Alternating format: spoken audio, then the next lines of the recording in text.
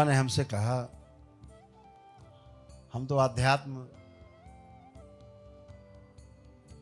को ही अपना लक्ष्य मानते थे, तंत्र के बारे में तो कुछ ABCD पता भी नहीं था और इच्छा भी नहीं थी कि हम जाने। मुझे लगता था आध्यात्म से सब कुछ पार हो जाएगा, तो बाबा से दीक्षा भी नहीं ली।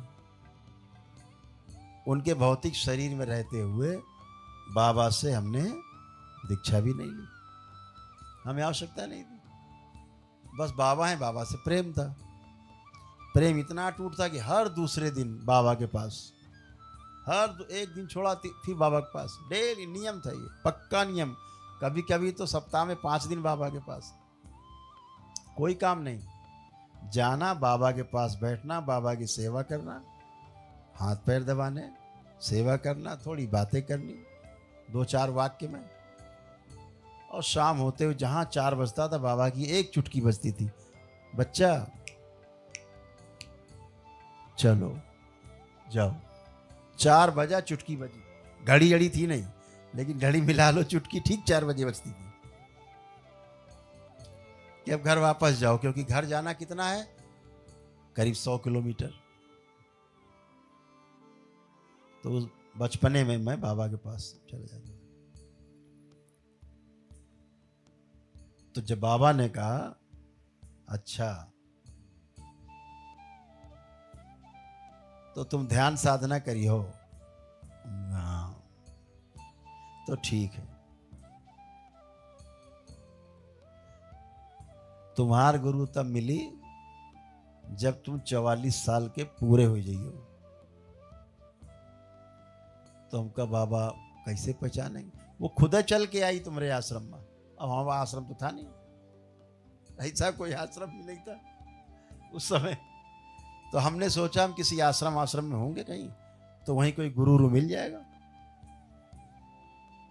तो हमने कहा बाबा हम पहचानेंगे कैसे? बोले हाँ ये तो है। तो बोले तुमको वो 13 किताब देगा लिखी, मतलब 13 किताबों का एक सेट देगा बंधा हुआ, और ये किताबें उसकी खुद की लिखी हुई होंगी। जो 13 किताब का सेट देगा और ये किताब उसकी खुद की लिखी गई होंगी, तो समझ लेना यही तुम्हारा अध्यात्म का गुरु है।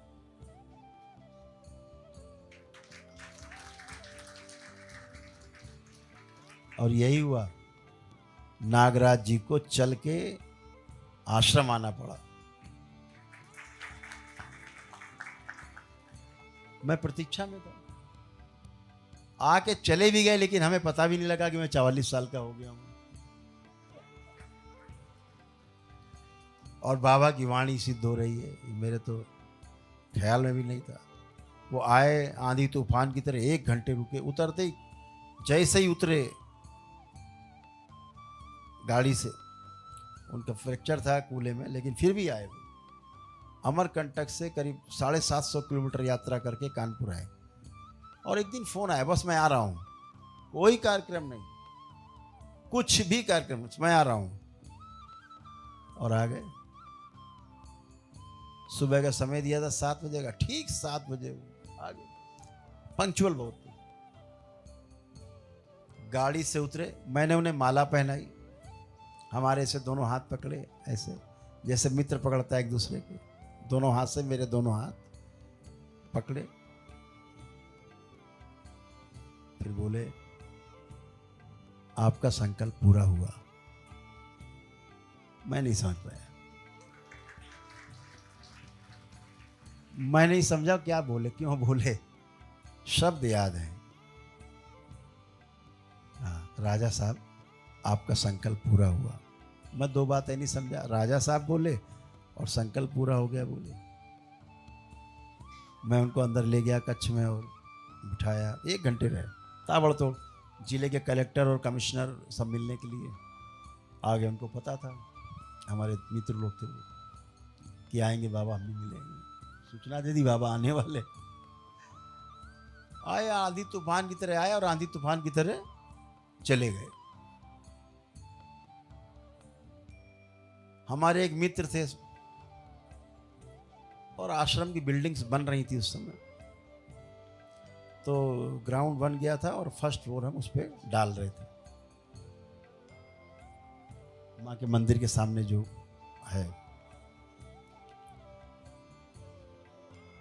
वो हमसे कहते थे क्यों बना रहे हो जंगल में, यहाँ कौन आ रहा भाई, कि इतनी बिल्डिंगें क्यों बन रही हैं, हमारे मित्र कहते थे।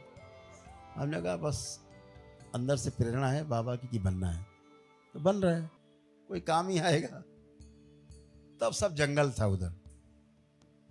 तो उन्होंने शिकायती लहजे में बाबा से कहा, वही बाबा के शिष्य थे, कि बाबा देखिए आप मानते नहीं हैं, यहाँ जंगल में इतनी बड़ी बिल्डिंग बना दी, वहाँ बिल्डिंग बना दी, यहाँ बना दी, ये बना रहे हैं, अभी ग्राउंड बना दिया, फर्स्ट फ्लोर में इनकी शटरिंग लग रही है, कि क्यों बना रहे बाबा, इनको मना करिए।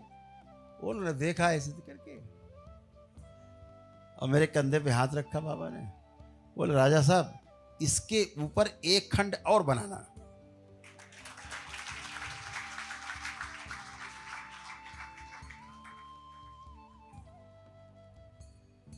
ऐसे होते हैं गुरु। तो गुरु आपको ढूंढ लेता है। क्यों ढूंढता है, उसकी भी गरज है, उसे भी पूरा होना है।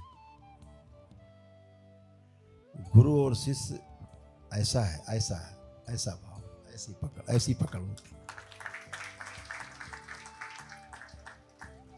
क्योंकि हर व्यक्ति में एक गुरु छिपा है।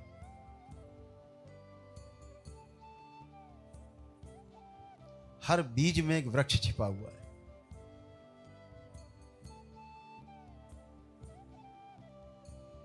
सब में गुरुत्व है, सबके अंदर गुरु की शक्ति है, सब गुरु बन सकते हैं।